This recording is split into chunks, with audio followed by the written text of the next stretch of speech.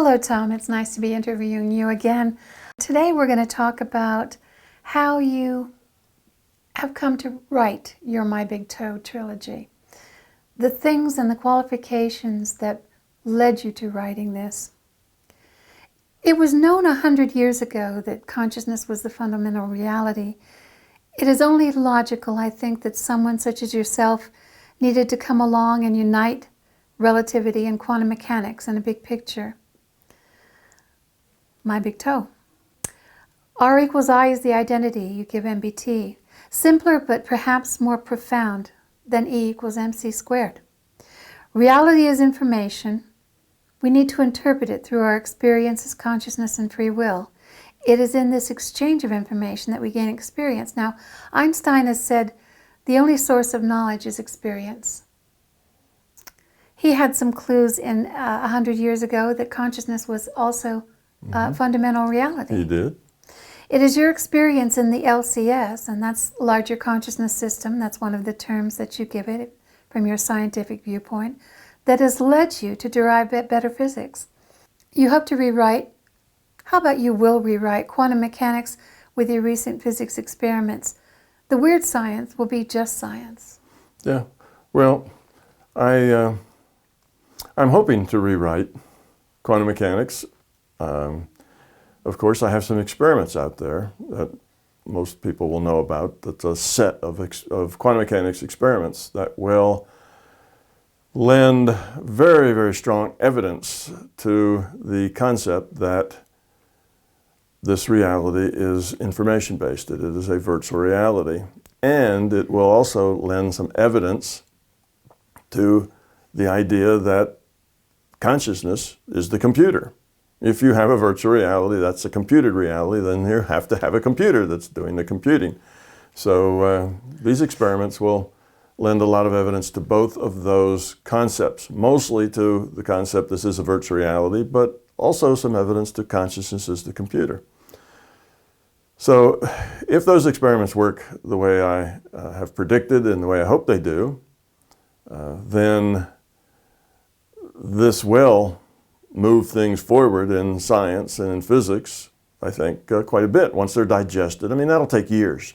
They have to be done, and they have to be redone, and they have to be redone again by, a dozen institutions. They have to be talked about, and that will take time. It's not going to happen real quickly, but over some years, hopefully, this will help encourage, help move along a process that began probably back with John Archibald Wheeler, who, in the first part of his career, everything was particles. The second part in the middle of his career, everything was fields.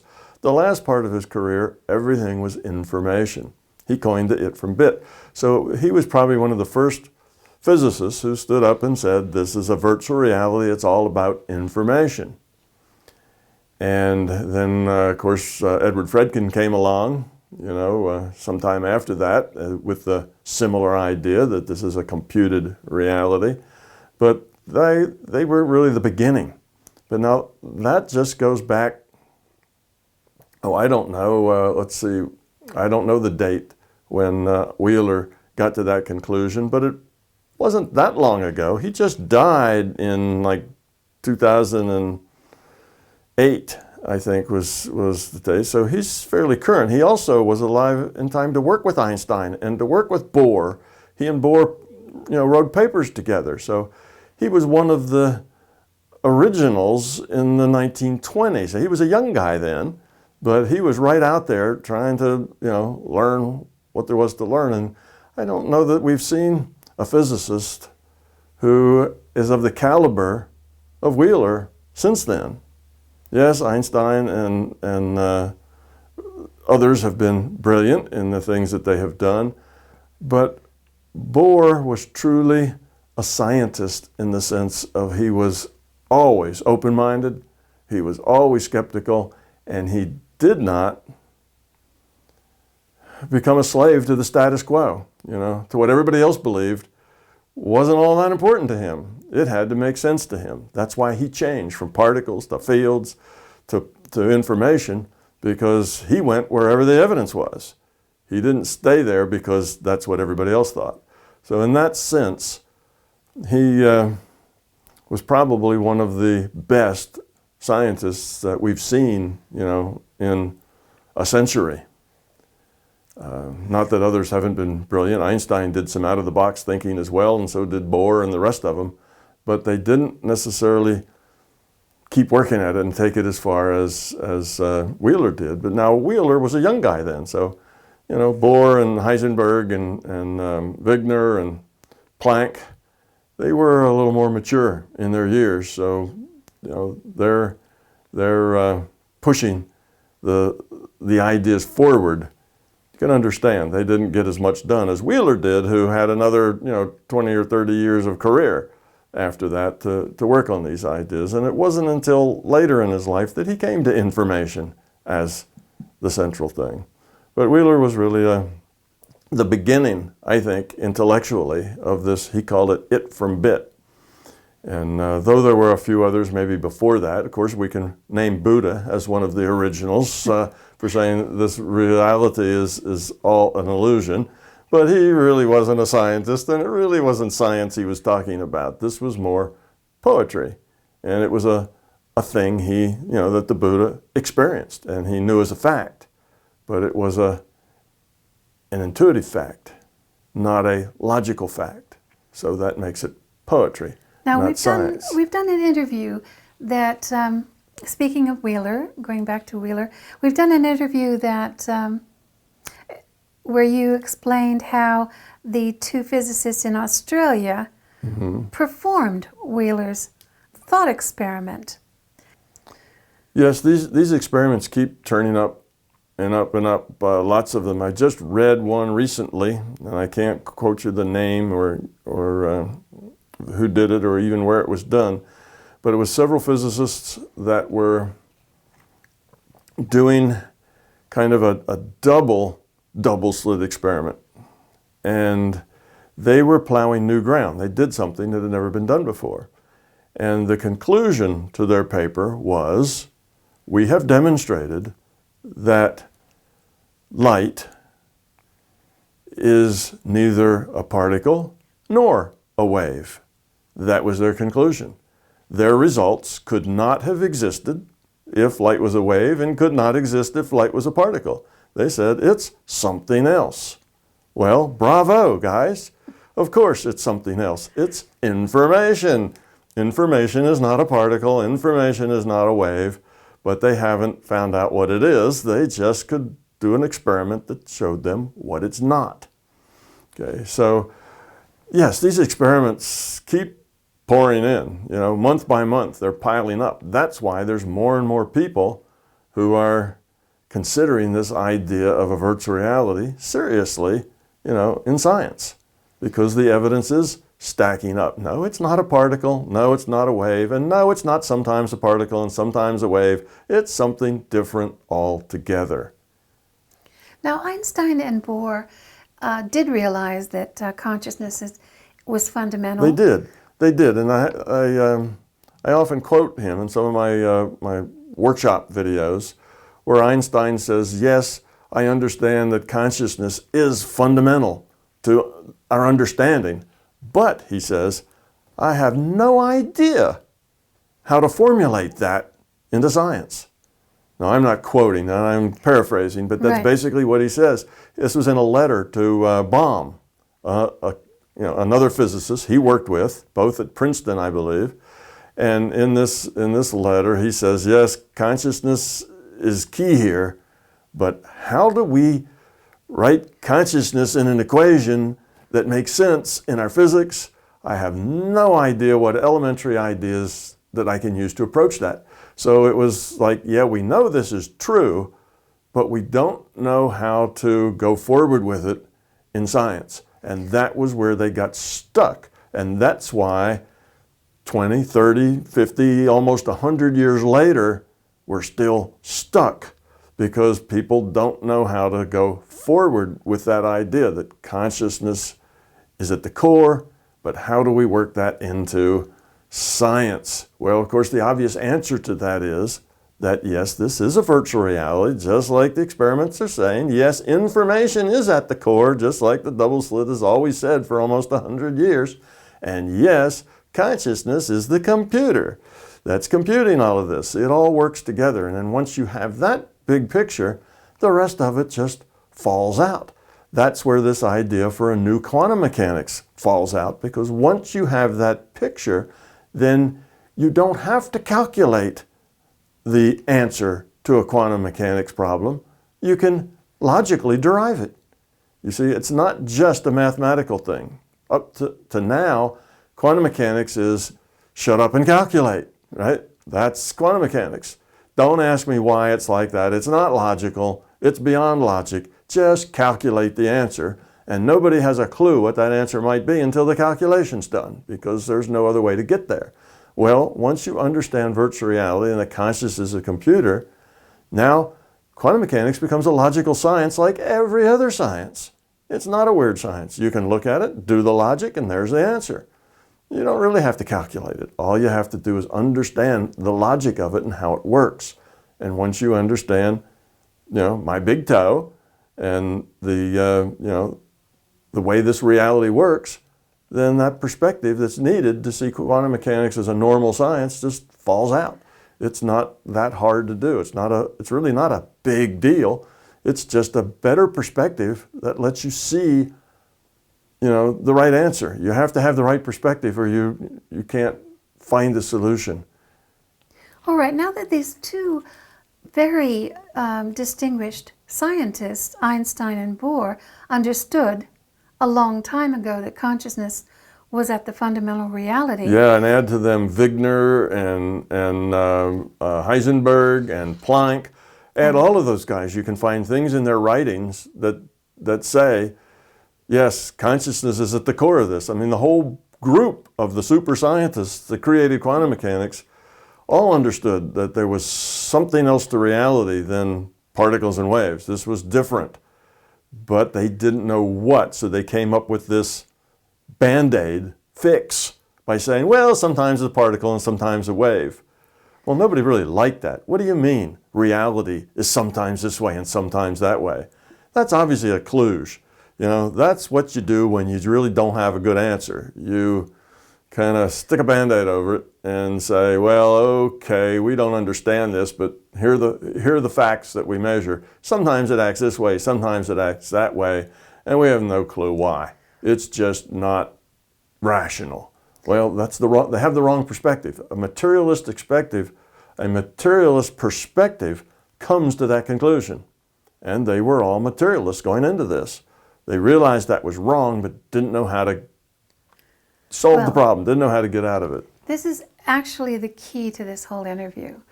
They didn't know how to solve it. Now that consciousness is beginning to be accepted as the fundamental reality, as your MBT theory proposed when you began writing it in 1998, it's more important than ever for physicists and scientists to understand a little more about who you are and why you were able to derive our physics from consciousness. You've often told us about your beginnings of consciousness research in the 1970s with Robert Monroe, and just a little bit about your childhood. I think every few decades or 100 years, let's say, since it's been 100 years, there comes along someone with the unique qualifications that shakes up the status quo. We need that every once in a while. And offers their work to bring humanity closer to answering the big questions and evolving in a positive direction. I think the single most difficult thing for most physicists and scientists to understand about your work, now there are exceptions, there are several scientists who do understand where you're coming from because they've experienced as you have. But what they need to understand about your work is that your research began in the fundamental reality that is consciousness. Then secondarily, you derived and answered the questions, the so-called hard problems of physics that were previously unanswered. Your quality of consciousness has been earned through the many life experience package you've experienced. Were you always aware that you had a mission to help humanity towards a better understanding of our reality and towards a more peaceful, loving path? No, not always, but let me go back and comment on some of what you said just earlier. Okay. And that is that you are right. What I was able to do that most scientists have not been able to do is I have been able to have experience and, can we say, repeatable, consistent experience in the larger consciousness system. Now, the larger consciousness system is non-physical to us, to we, the avatars here in this physical universe.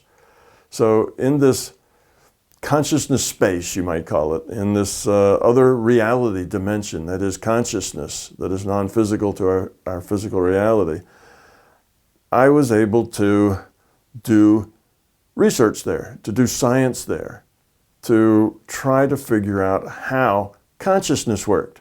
I wasn't trying to figure out how physics worked. I was trying to figure out how consciousness worked and make a model of consciousness that was scientific, that was credible, that answered all the questions and explained all of the experience. So it was that ability that was really the big difference. Had I just stayed in the physical, had I not been able to get an inside picture as well as an outside picture, I wouldn't have been able to put all of this together. So that's what made it different. That's what made my experience different than others. Now I also have the advantage over Bohr and Einstein and Heisenberg and Planck and even over Wheeler to some extent for his first part of his career, is that in my lifetime, virtual reality has become a thing. It started as a simple little games like Space Invaders and Pong and that sort of stuff, and they were almost hard to call a virtual reality, but they were that. They were very simple little virtual realities with their own little rule sets. And they then turned into much more interesting and much more detailed realities that mostly kids, but adult kids also, played these virtual reality games. And virtual reality has been expanding and growing as a concept.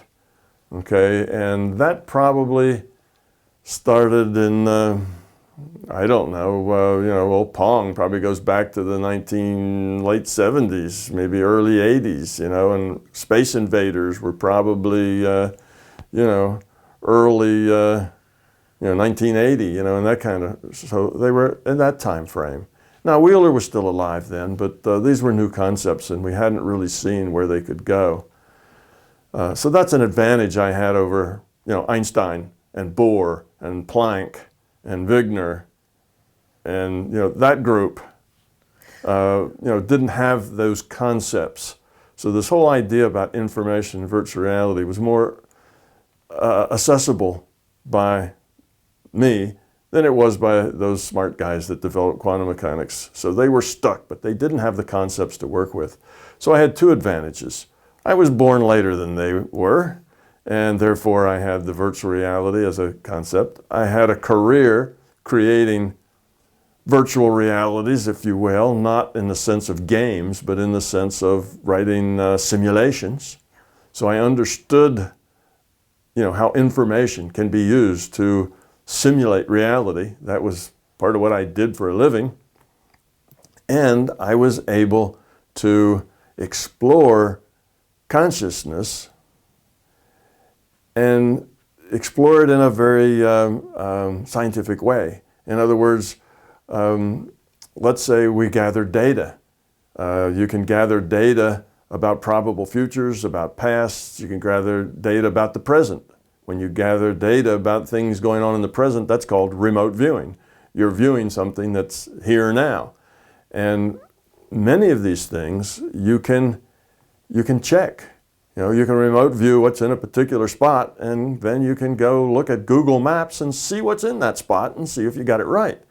You can Google what's going on in somebody's house at a particular day you know, and they are maybe going to do something there, you know, maybe jump up and down or dance or something, and you need to find out what it is they're doing. You can remote view numbers on a blackboard in another room, in another building, in another state, you know, and then you can see, did you get the right numbers? These are things you can do that you can check. So they're evidential things. Well, then you do all these with your mind from this consciousness. These are things that consciousness can do. These are things you do when you are part of the larger consciousness system. Well, I was able to kind of let my sense data go and travel in this consciousness system and explore it, and what you could do there and what you couldn't, and what information you could get, and was that information evidential? And if it was, change a variable. Do it a little differently. Be in a little different altered state this time, or approach it differently, or have a different process for gathering information, and see how did that affect the result. And then change another variable, you see, and see how that affected the result. And if you do this hundreds and hundreds of times, changing variables, seeing how results are affected, you begin to understand how it works. In other words, you begin to create a logical process inside this larger consciousness system. Whereas other folks did one of two things. They never got into that larger consciousness system. They were just locked here in the physical reality. And the only other reality they ever visited was their dream reality, or maybe a daydream reality. But that wasn't consistent, and it wasn't something they could do experiments in. The other group would be those who did explore the larger conscious system, but they didn't do it as science. They just explored it. They had experience. So it comes back as all subjective information. They didn't create any objective information while they were in this larger consciousness system. So they came back with lots of stories. You know, Bob Monroe, you know, was one of those. He explored it, came back with lots of stories, and he was a very good explorer. He reported just what he experienced, but they were his experiences. They were all subjective. They were all his interpretation of the data he received while he was there. You see, and his interpretation is based on his own knowledge, his own limitations, his own fears, his own beliefs. All of that is part of that subjective interpretation. So we had those two groups, those that were locked in the physical and those that were exploring the non-physical, exploring consciousness.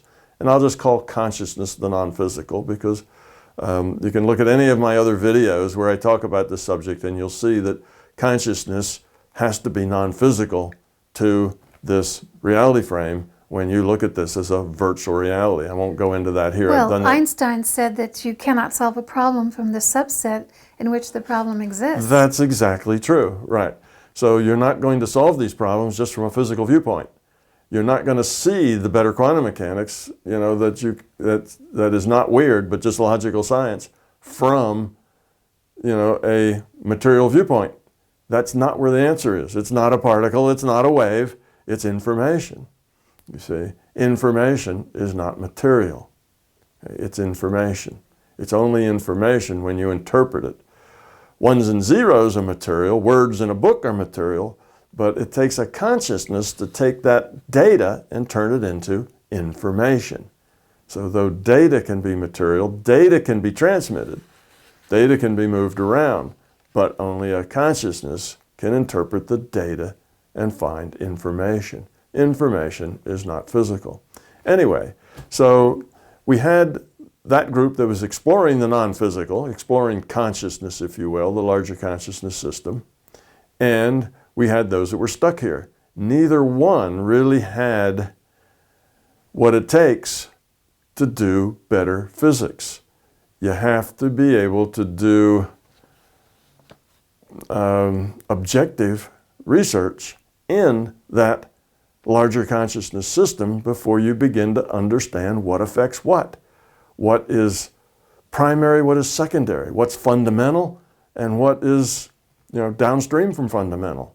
What is created from other things that are fundamental. And one of the first conclusions I came to from my experience was consciousness is fundamental. The physical reality is not. That was an obvious conclusion from my research.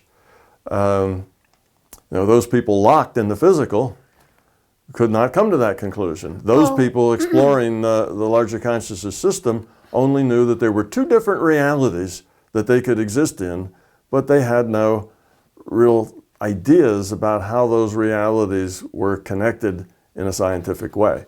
So yes, that was the difference that I brought to this subject, is that I happen to be able to, and I was in the right place at the right time, and probably the right person with the right background to meet Bob Monroe, learn to master the out of body so that I could go there, do that whenever I wanted, and I could do it precisely so I could repeat things.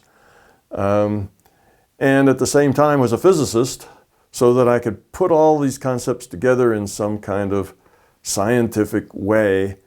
And when I thought I understood it, what I thought I understood wasn't physics. When I first thought I understood it, what I had was a theory of consciousness. That was what I was going for, right, when I wrote the books. But I knew that consciousness was fundamental and the physical world was a derivative of that consciousness. My experiments there had proven that to me, okay? So, with that understanding, you see, I had a different viewpoint. And my books were written as a theory of consciousness, but as I wrote in those books, the physical will be derivable from this fundamental thing, because I knew it was derived, but I didn't know how to derive it.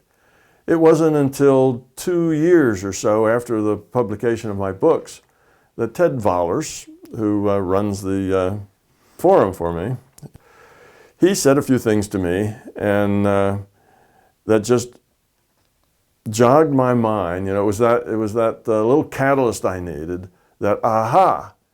Now, he wasn't talking about quantum mechanics or anything else like that, but it jogged my mind, and yes, suddenly the idea of how the double slit experiment was clear. I got that, and I said, oh, well, that's how that works. Now, let's see if I can understand other mysteries. So I started thinking about, well, relativity is the next big science, right? Relativity and quantum mechanics are the two big, sciences in physics. They kind of subsume everything else. And I thought about relativity, and in a couple of days, I got another aha, of course. Every virtual reality has a speed limit. The speed limit is, every virtual reality is computed. It's a dynamic reality. Things change. So there's a delta t element, and there is a delta x, if you want, a delta volume element, because you have things happening in a three-dimensional space. So that defines the delta t and the delta v, delta volume, delta x, whatever, delta distance, let's put it that way. How small those are define the resolution of the simulation. I mean, it's just that simple. If you need a finer grain simulation, then whether it's finer grain in space, then you make smaller delta t's, delta y's, and delta x's. And if you want it finer grain in time, you make smaller delta t's.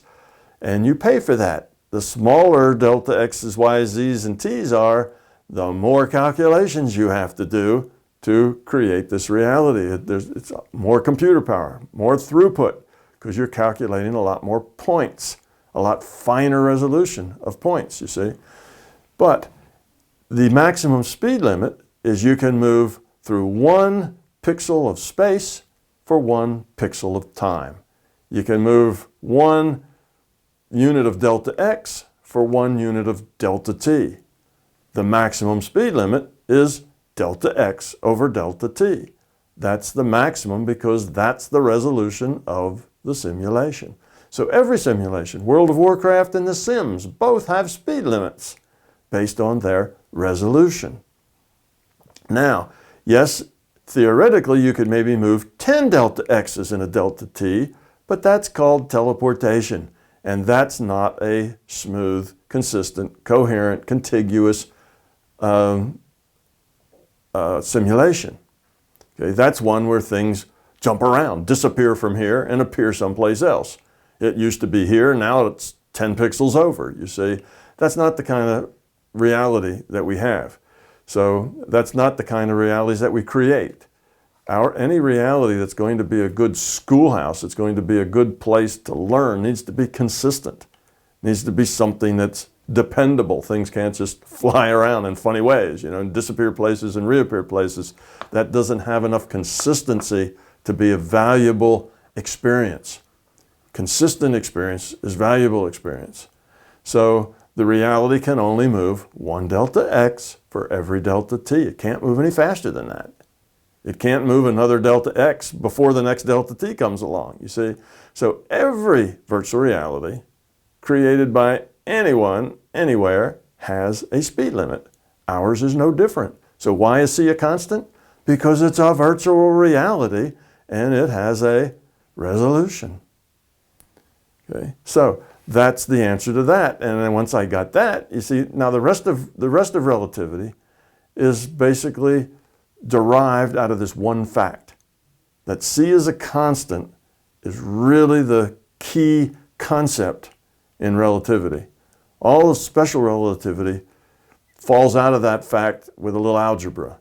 Now Einstein wanted to get gravity into it, and the speed of light being a constant is still the major driver there, the major player, other than Einstein came up with a geometric description of gravity, as opposed to the older description, which is, gravitation was proportional to the product of the two masses attracting each other divided by the distance between their centers squared. That was the earlier model of gravitation. And with this geometric model he created, he was able to come up with some other things that allowed him to compute the effect of c being a constant on gravity and other things. So it was a better model. It was a deeper model. It wasn't quite so limited as the old model of gravity. C being a constant just fell into place. Then I started looking at other things like tunneling. Well, tunneling is where particles just appear outside of what's called in physics a potential well. It's like a barrier they can't get through. It'd be like you have everybody locked in their cell, but occasionally inmates appear outside the jail, with no explanation. The door never has been opened. There's no breakout. They're always locked, but just occasionally they appear outside the jail. Well, that's what this tunneling was about. Particles would appear outside a barrier, and the barrier didn't have holes in it. The barrier wasn't let down. They just do that. Well, when you understand how virtual reality works as a random draw from the distribution of probabilities, okay, it's a distribution of all the possibilities by probability. So it's the probability of all the possibilities, and then you take a random draw out of that, which means the things most likely are what happen most of the time. But there are sometimes that random draw pulls something out under the tail of the curve, something that's only a 1 in a million occurrence. But if you have billions and billions of particles, because particles are small, you can get a lot of particles, in a bottle. You have billions and billions of particles in there, then that 1 in a million draw happens fairly frequently. You see? Because a billion is 1,000 million. So if it's only 1 in a million, then if you have a billion, you're going to have 1,000 particles that are going to come out every time you take a billion draws onto where that particle is in there. Sometimes they're just going to appear outside the bottle, outside their container. And indeed, that's what happens. It's just a probability problem in the way that the virtual reality works, and so on. I started working through all of the paradoxes in physics. Why, these things that just don't make any sense. Well, quantum mechanics was the first one, relativity was the second one. Those were the two big sciences. And then all these other little effects in quantum mechanics and other places. And I found that if you have the perspective of a virtual reality, then there's an easy solution to all these paradoxes. and you don't introduce a single other paradox into the system. It's like you can solve all the existing paradoxes without creating any new ones, because this model of mine only has two assumptions. Consciousness exists, evolution exists. Everything else is logically derived, deductively derived. Okay? So that, that let me kind of demonstrate, and it made me feel a lot better. I got a nice warm fuzzy feeling that this theory of consciousness was really correct, because the physics is downhill in the flow. Logic, consequences, flow. You have some parameters, we call them axioms or statements that you make, and then there's a lot of consequences of these statements. Well, if any of your initial assumptions or axioms are wrong, then those logical consequences get goofy. They're wrong too. So the farther down you go, down the logic flow, the farther you get there, the more likely goofiness is going to show up if you've got anything wrong. So now the physics is all the way down at the end of the logic flow, and it works. So that gave me a warm fuzzy that the theory of consciousness worked, that it was a good theory. Now still, it's a theory, it's a model. And I say in my books over and over, don't confuse the model of reality with reality, and don't believe what I tell you about reality. You have to experience it for yourself. So I'm not trying to add another layer of belief onto all the layers of belief that already exist out there. I just offer another way of looking at reality, and this other way of looking at reality happens to solve the outstanding physics problems, the outstanding theology problems, the outstanding metaphysical problems. It solves the problems, the paradoxes that you find in biology. The things that Bruce does. Bruce Lipton. Lipton, yeah. It explains why they work that way. Mind is primary, the body is secondary. You see, they explain the things that the neuroscientists. Neuroscientists. University of Virginia. Yeah, University of Virginia, Studies. and there was another one out of California. UC Irvine, I think that's Donald Hoffman. Yeah, Donald Hoffman. They've all come up with things that are basically paradoxes. They come up with things that reality is not at all what we think it is. Yeah, Hoffman says reality is an interface, just an interface to something else, deeper and more fundamental. You see? Well, yes, of course it is. He's talking about a virtual reality, and consciousness is what's more fundamental. So, but those things seem paradoxical.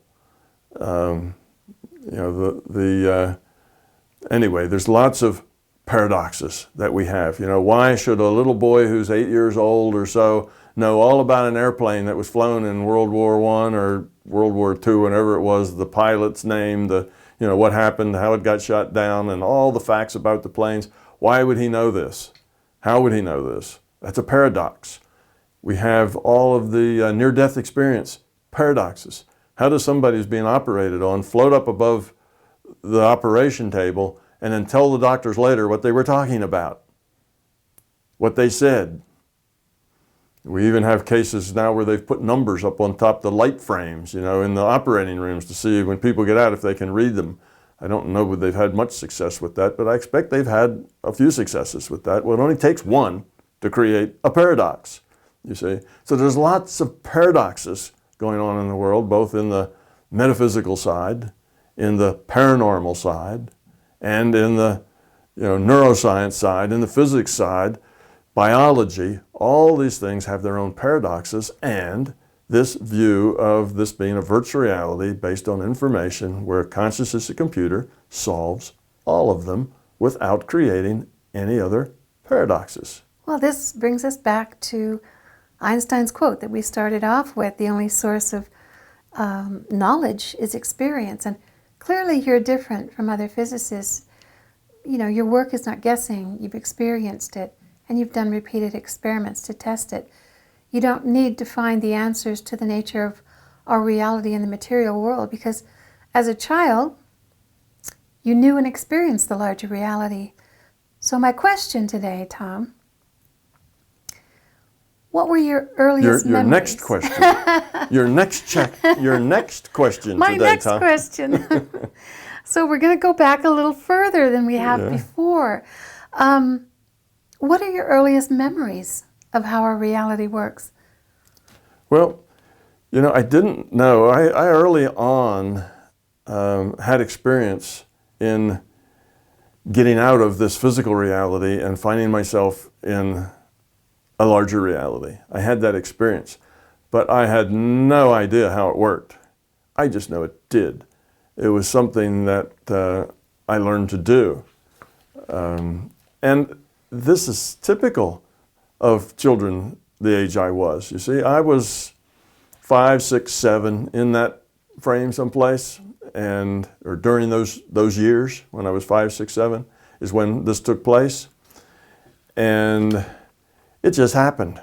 Well, kids report these kinds of things, at that age all the time. They have non-physical friends. It's just not that exceptional. And they go other places. They see things. They make comments. There's a little child now. I can't remember who it was. Somewhere, somebody in the extended family of mine who makes comments like, "When I was an adult, I saw da da da da da," and of course the parents say, "When you were an adult, are you an adult?" And they say, "No, I'm a child now, but when I was an adult," and kids come out with this sort of stuff, and it's just not that rare. Kids have a connection with a larger reality. Well, I had a connection with a larger reality, and I learned to get around in it.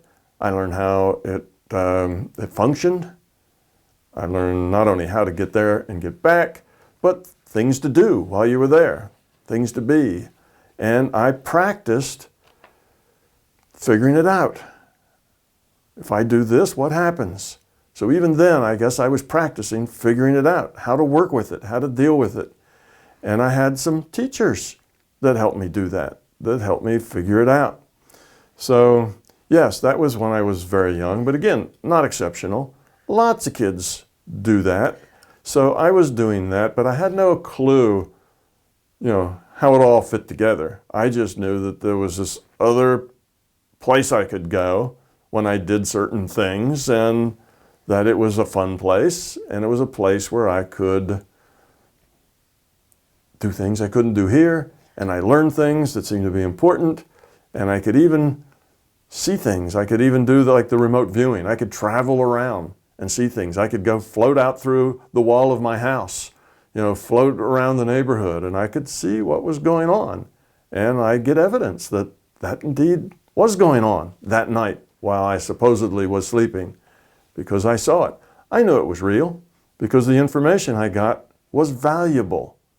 See, that's my way of finding out, is it real? Does the information work? Can you read the numbers on that blackboard? Can you see what's at that remote viewing site? You see, if you can, then it's real. If you can do this hundreds and hundreds of times and you are, 80 or 90% correct in what you see, then it's not just chance. You're not just a lucky guesser. There's something real here. So I knew it was real, but I didn't know where it was, how it was, and I never questioned it, actually. It just seemed to me that it was just natural. Sure, our reality is multidimensional, and there's this reality, and there's the dream reality, and then there's this physical reality, and you can play and learn and grow in all of them, and that seemed to me like just the way reality was. I suppose the bigger surprise was that everybody else didn't see it that way. You see? How did your family interact with you? Were there any constraints put on you that interfered with you? None whatsoever. Matter of fact, I suspect that I very quickly, and maybe I was even told by people who worked with me in that state, who were in that state themselves. These would be non-physical entities of some sort. And I probably was even given the hint, other people aren't going to understand. Keep it to yourself. You really don't need to share this information. But I probably did share some of it, and my parents were always very open, and they would have said, "Oh, really? Tell me about that." But, they wouldn't have tried to squish it or do anything like that. They wouldn't have tried to push it either. They just would have let it be. You know, here's a 5, 6, and 7-year-old, you know, who has a very good imagination, who's saying all these kinds of things, and they would have been very gentle and never would have told me, that's stupid, you know, don't say those things. They just would have thought that was normal. That's really wonderful. Kids do that, you know, so that would have been their attitude. Kids do that. They certainly didn't think that I was going to other reality frames. That was not in their reality, but it was a kid, and kids do a lot of fanciful stuff. So no, I didn't get any negativity with that at all, and I pretty much kept it to myself. I took the advice I got, and I didn't share it with lots of people. It just was mine, my experience, and I understood that other people didn't have that experience. Just like if I went out of my house when I was 6 years old and got on my bicycle and drove to the park and, you know, played with some ducks or something, then I was the only one in my family that had that experience. I could go back and share it and say, oh, this is what I did. But if they just ignored it, like, yeah, oh, that's nice, then eventually I had stopped sharing it because it didn't seem to play. It wasn't their experience. They weren't going to interact with me with it. So this was the same way. I just basically kept those things to myself. I didn't have to talk about them, and I didn't have to get anybody to agree with me. That wasn't important. I think it's really wonderful that they were so open. I mean, you've affected a lot of people with your MBT theory, and the parents of children who follow MBT and support MBT allow their children to try to understand some of these concepts. You know, you've spoken with Alexander in Sydney, Australia. On the youth fireside chat, you've spoke with Nicholas in New York and Kyle in the UK and Nala and Noah in Canada. They're all being encouraged by their parents. Because they couldn't be in the youth fireside chat if they weren't encouraged by their parents, because their parents have to set that up and generally sit there with them while they're doing it. But yeah, I guess I'm unusual in the sense that I came from a functional family. Almost everybody I know describes this dysfunctional family that they came from, you know. Their family was just so full of fear and ego and beliefs that this was really dysfunctional. Yeah. Mine wasn't. I came from a functional family. And as I look back on it, you know, I don't have any complaints or any real sense of any dysfunction that ever took place there. You know, it was, so I guess that puts me in the, you know, maybe the 10 sigma category of people who came from a functional family. I'm not sure, just most of the people I know, you know, don't claim that. So I guess that was a little different on my part. That was very fortunate for you, and no doubt part of your plan. But kudos to the parents of children, how they encourage their children to think in a bigger picture, and how your My Big Toe has helped them. Well, I think the big thing is just don't be negative. You don't have to really do a whole lot to support it. You just don't be negative. When your child tells you something fantastical that they just experienced, be interested. You know, talk about, oh, really? Really? 3 heads, huh? And green skin? Really? Well, what else did you do there, you know, while you were there? Just treat it, you know, just don't be negative. Treat it with, you know, the respect that you would have an adult who was trying to tell you about some interesting, unusual experience they had. You know, so it's a matter of just being open-minded, allowing the kids to have their experiences without feeling that you have to judge them for them. Yes, you know, another researcher at the University of Virginia, Jim Tucker, works with kids who recall past lives. As you mentioned, the one child who remembered his past life as a pilot. Of course, Brian Weiss works with a lot of that as well. But there is so much evidence to another reality that parents should be encouraging when they hear these things from children. Yeah. Now, you know, my theory supports the idea of multiple experience packets, something other people call reincarnation. It's crucial to your theory, isn't it? That's the point. It's a logical part of it. When you see the logical flow of it, it couldn't be any other way. It's not that this is a choice that I've picked and, that I've added this to the theory because it answers questions, it answers, this research that's been done by Brian Weiss and others. So it's not that I made it up and stuck it there because it answers those questions. That's not how it got there. It got there because it was logically necessary to be there. It's like you get to this point in the logical flow and, this next thing is a logical consequence of the last thing. And the logical consequence was that, indeed, we do have multiple experience packets. That was a logical consequence of, of the other logic that was flowing along, with this logical flow. So I didn't make this theory by, cherry picking ideas that I thought, were right.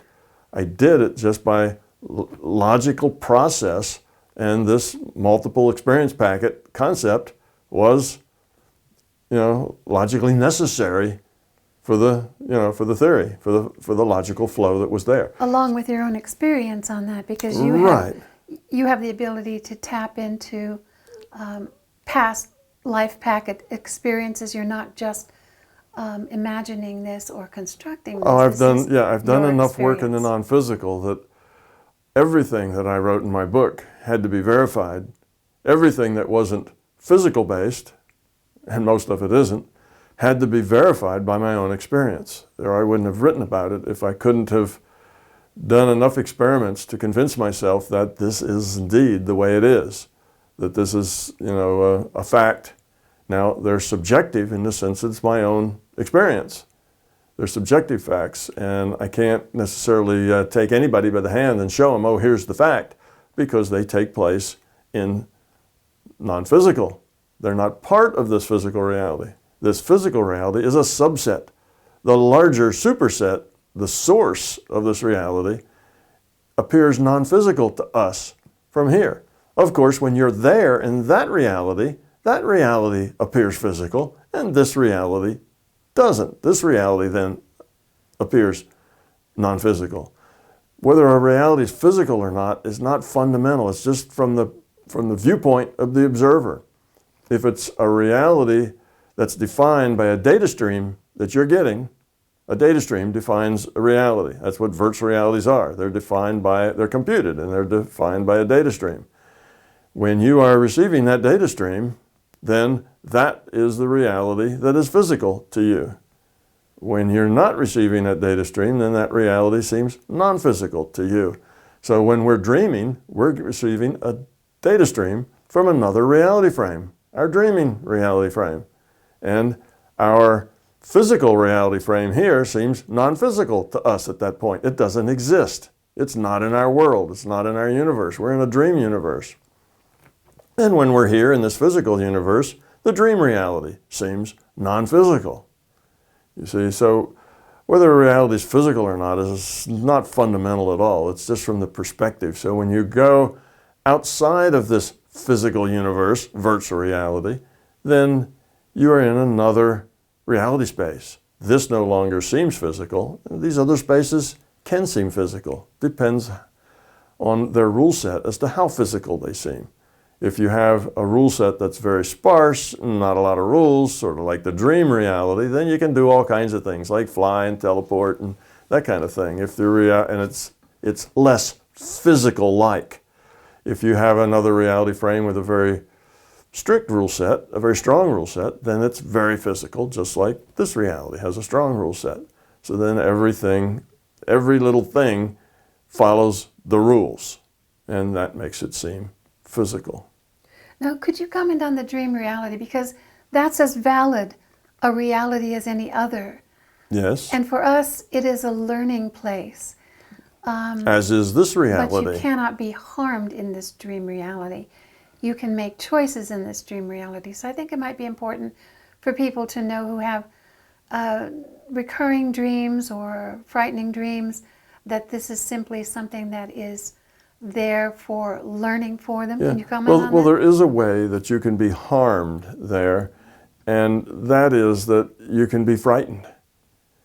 You can bring that fear back here. You see, so that's one thing. But so not you physically can, you can't be physically harmed Yeah. there, but you can be terrified there, and then when you come back, you can bring that terror back with you here. Well, how could you shed some light on that how to use that to your advantage and not take that fear back with you? Well, first you have to understand the nature of virtual reality. Okay, you get a data stream. That data stream defines your reality. When you're playing The Sims, the server, the computer server that serves that game is sending a data stream to your computer. That data stream then lights up pixels on your monitor. And you look at that monitor and interpret all those millions of pixels as a reality, as rocks and rivers and streams and, people and places and buildings and doorknobs on doors, and you see all that out of a bunch of dots of light. You make that up, you interpret it.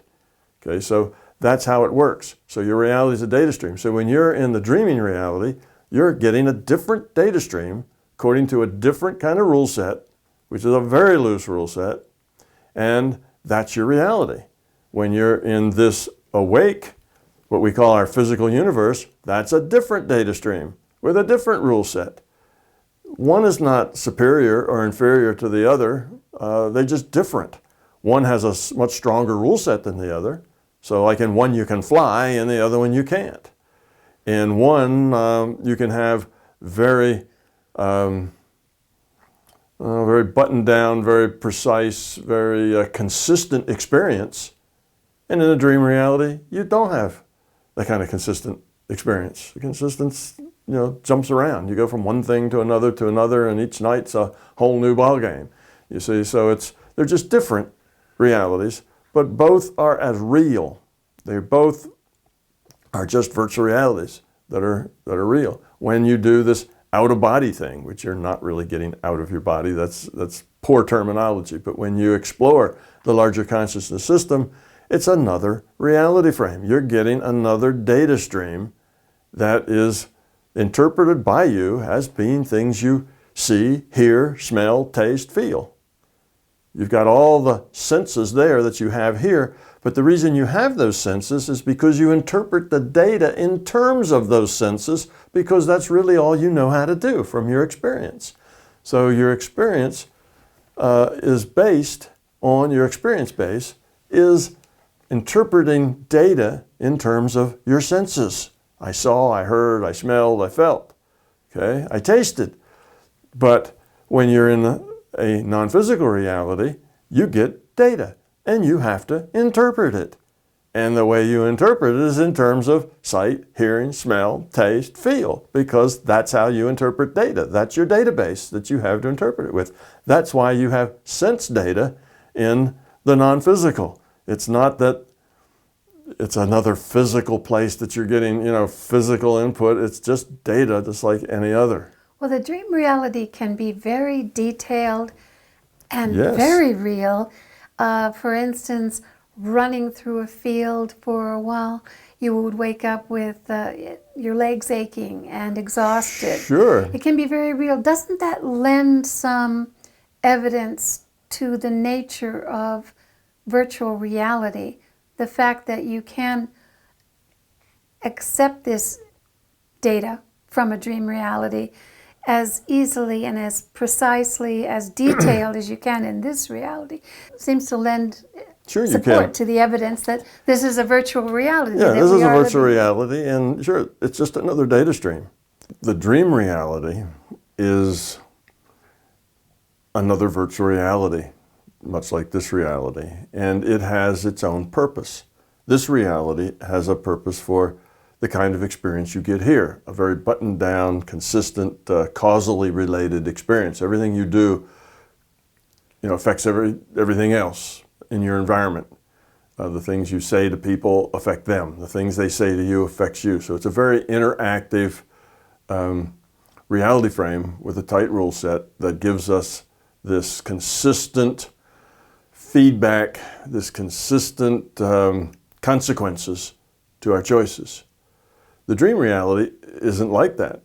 There's very few consequences in a dream reality other than just very short consequences. Yes, you may fall into a deep pit and that may be frightening, or you may even scream in your sleep or something as you do that, but then it's done and it's gone, and it doesn't really have a consequence other than the experience itself. There is no other lasting consequence like there is here. So that allows us to experience a much wider breadth and depth of things that we couldn't experience here, because here the consequences would be so severe. There the consequences aren't so severe, so we can experience there in ways we can't here.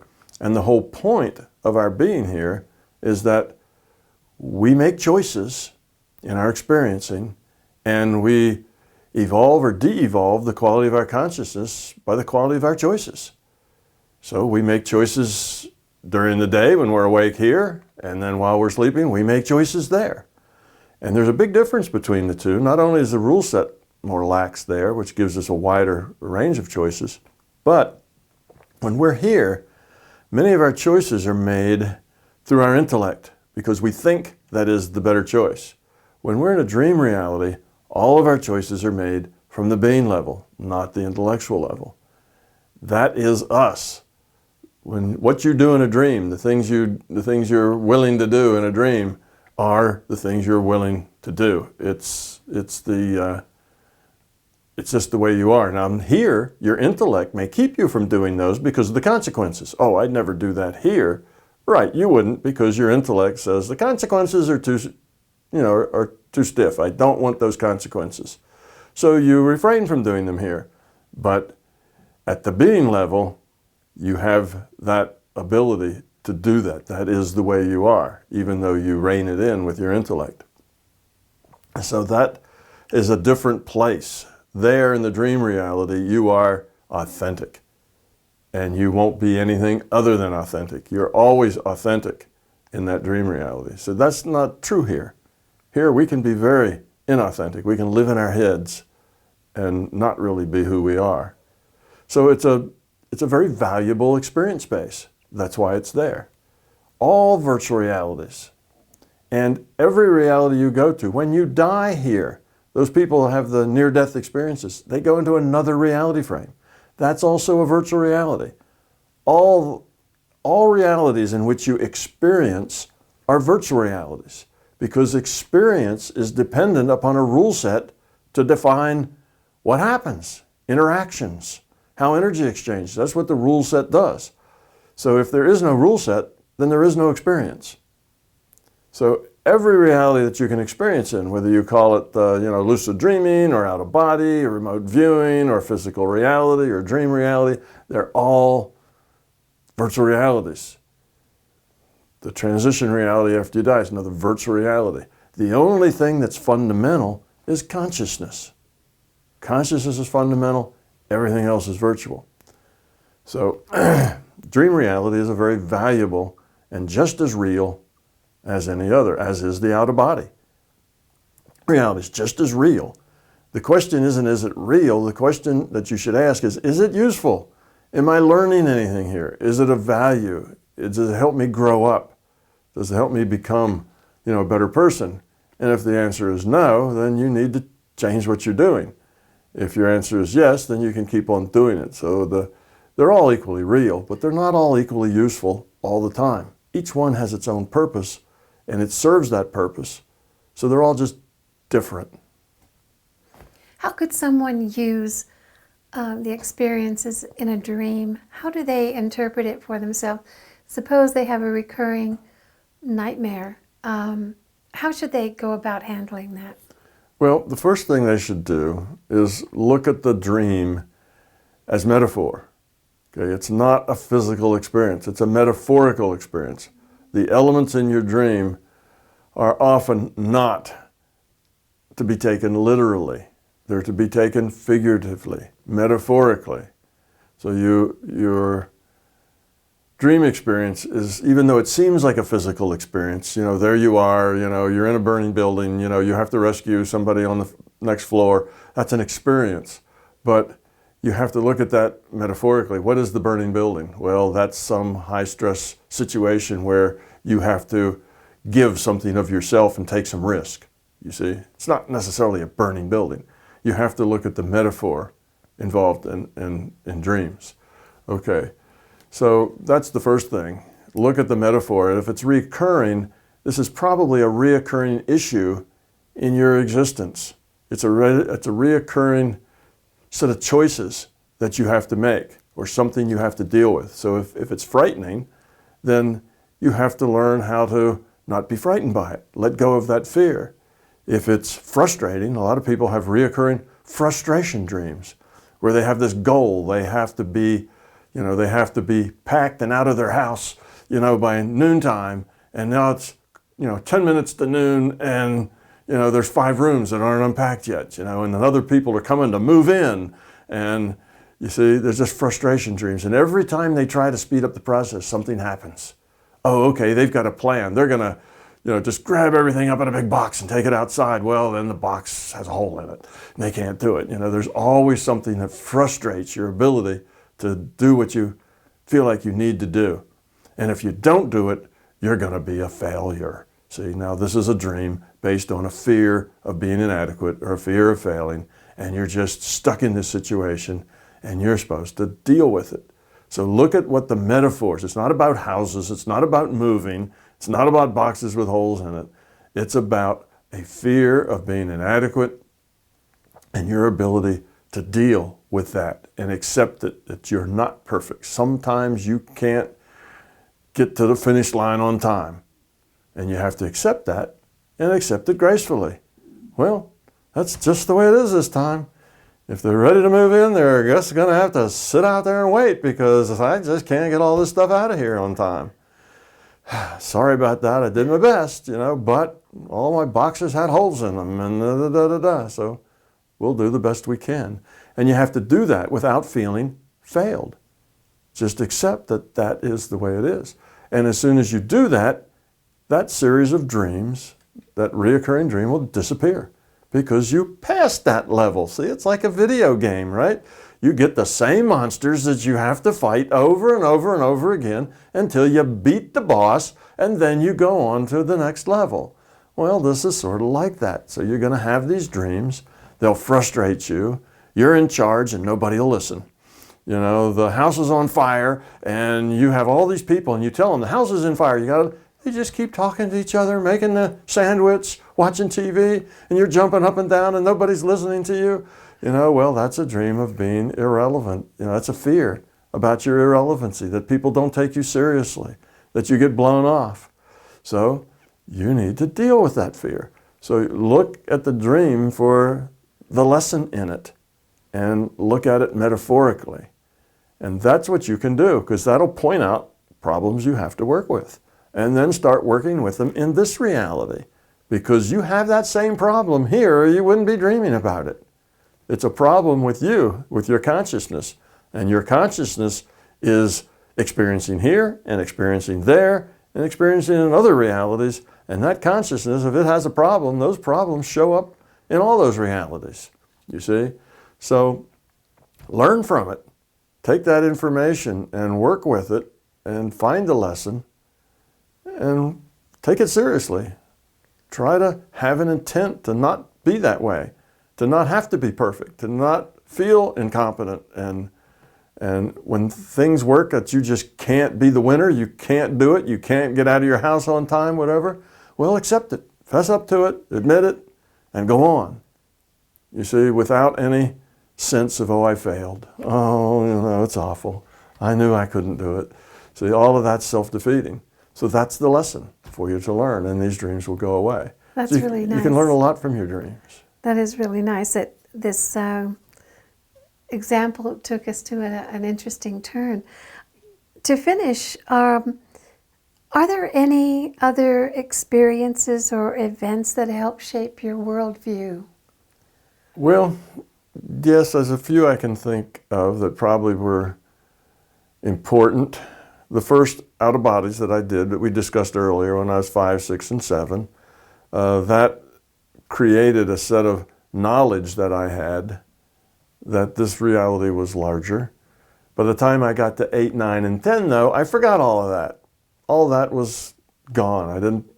I didn't think about it anymore, but I still could contact the non-physical to find out things I wanted to know.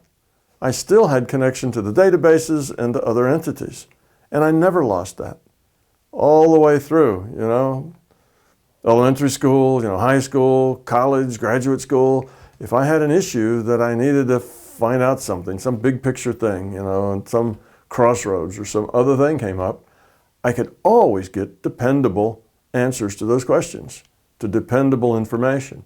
But I never thought of it as, who was that? Why are they talking to me? Where did that come from? It just was like, it's just part of my reality. It's always been there. You can always just pose a question and get an answer. So it didn't seem paranormal. It didn't seem anything but normal. Life's just like that. And I figure everybody can do that. Everybody has answers. You can have conversations and you can talk about things in your life and what's going on, and you can have a regular conversation. It's not just getting an intuitive download. It's often a conversation that you can have. And that there's always been this support system, if you will, that has helped me out, taken care of me. Sometimes the support system hollered, duck! And I did. I'd pay attention because I knew it was always right. So I duck, and sure enough, I avoided a disaster. That sort of thing. Now that's just a metaphor. It really wasn't with ducking, but it would tell you something to do or not to do. Or don't go there. Don't drive home that way tonight. Take the long route. Yeah, it's a scenic route. See if you see something different, and I'd pay attention and I'd go and I'd find a terrible accident there where, 15 cars piled up and 3 people got killed. So those kinds of things happen to me regularly. So I felt that I did have this guidance, this, I don't know, it wasn't always guidance, it's just information that was available. And I had this help that got me out of trouble lots of times. Things would just work out when they needed to. You mentioned that it left you at one point to allow you to be more normal and yeah, to go that through was school. when I was getting transition, and it's probably at the 7 point, the 5, 6, and 7. When at the end of that, where I stopped going out of body there, stopped having those experiences, I was told, you need to grow up like a normal kid. You don't need to be weird because that will affect how you grow up. That will change you, and you just need to be normal. But so you were at still... that, the door was shut on the out-of-body experiences at that point. But not the guides. But the energy flow was always there. Was always there. That never went away, but I wasn't able to explore anymore. But I always had the energy exchange. What kinds of all kinds of questions. Did you ask? There's questions just about life in general. Some of them are in my book. I had questions when I was 14, whether or not there was a woman going to be in my life. 14's a frustrating age for a young guy. And I was told yes. I was told she was only 2 years old. I was told that she lived in another state, and I had no knowledge of her existence. And I was told that I would meet this girl when I was 35. I was told times how many children we would have, the sexes of the children. I was told when I got married the first time that it wasn't going to last, but it needed to happen. It was a growth period I needed to go through. And I felt really bad about that going into it, thinking that, this is, I shouldn't do it. And they said, no, you got to do it. It's good for you, good for her. Both of you will learn a lot, and it'll be time to move on. And sure enough, it happened just like that. And it worked out. And, so these kinds of things, just life choices, things that I wondered about that I'd ask. Sometimes it was just wondering on my part. Sometimes it was because I was at a crossroads, like should I go and get married or not? But I always got information that was right on, that was valuable. I've had things that I was told that took 25 years before they came true, but they always do. So I suspect the same guides are with you when you were doing your writing your book and doing your physics experiments? Yes, and that's a good thing to talk about. Yes, the same individuals I interacted with when I was 4, 5, or 5, 6, and 7 are the same that I interact with today. They've been consistent. They've been, should I say, consciousness that I know, that I interact with, friends of mine, acquaintances, best friends, whatever. They've always been around, and it's the same group, been consistent. Those who came and helped me get out of body and did that when I was, those elementary school ages, still a part of my life. So that was continuous. But it's not like I get downloads of information. It's not like I write my book as automatic writing or I get told what to write. It never has worked that way. I always have to make all my own choices and come to all my own conclusions. Nobody from the non-physical tells me anything other than things that help me make my own choices. So I don't get, well, let's say in writing the books, I didn't get that as a download from the non-physical. I got that because I researched it, because I did the science in the non-physical, because I'm a physicist, because I worked at it for 35 years. Doing all that research in the non-physical is slow, tedious work. I did that over 35 years before I started to write. So it took a lot of effort, and I had to figure it out. I had to understand that this was a virtual reality. I had to come to that. I still come to conclusions. Like I say, the books were published for a couple of years before I realized that the same principles that explain consciousness explain physics. And it was only, a year and a half ago that I came up with this set of quantum mechanics experiments. So things are always coming, but all of these are things that I figure out on my own from what I know. I have to do the analysis. I have to figure it out. And do I get help and nudges? Sure, I'll get nudges. I'll get working down, and this is even in my career as a physicist. I'll be working down a path towards some simulation, and I'll get an intuitive message that says, this isn't the right way to go. And I have learned to pay attention to those. And I go, oh, why not? And I'll get an answer. Well, it's not going to work out. If you go down that path, you're going to find yourself boxed in. And I'll think about it a while, and I'll say, you're right. I wouldn't have noticed that till I actually got boxed in, but now I see, that that's right. So I get a little help sometimes like that. And I have aha moments, which could indeed be, the system giving me a little prod. So I can't say that I never get any help, but I have to figure it all out on my own. You have to pay attention. I have to pay attention, and I have to figure it out on my own. And my helps are nudges, not downloads, not dialogue, not things to write down. I don't ever get whole things like that. I'll get a nudge. I'll just get a piece. And it may be a missing piece, which is good to get. But yes, I get missing pieces. I get encouragement if I'm on the right track and I say, well, this seems like a good way to go. And I'll get it, yeah, that's the right way to go. Keep going. Well, that's great. So I get some of that sort of help out of it. But I'm the one that has to figure out what's the right way to go. And it's always my choice. And if I screw it up, then that was because of my choices, not because I got bad information. I'm always very skeptical of the information I get. I say keep an open mind and always be skeptical. I'm skeptical of everything I get. When I get a nudge, I don't just do it unless it's an urgent nudge like duck. And then I figure if it's bogus, it won't hurt anything if I just duck. I may look a little silly to everybody who's wondering why I just, duck my head. But I'll pay that price of looking silly because I know it's helped me get out of a lot of jams. But if it's something about a decision I have to make that affects other people, I don't do it because I get a download. I make the decision based on what I know. I'm skeptical of anything that comes to me that way. I have to think about it and decide that it is the right way to go. And but it's helpful to have these other opinions, but I still have to do it. Otherwise, it's not mine. You see, otherwise I'm following directions, and then I won't understand it. If somebody else leads you there, you don't understand it. If you have to get there on your own, you have to figure it out, or it's not yours. You don't own it.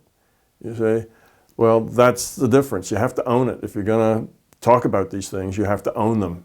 So that's why the larger system couldn't just dictate this to me, because it would just been like the people that write down what Ra tells them or what Seth tells them. They're just writing it down. they don't own it. It's not theirs.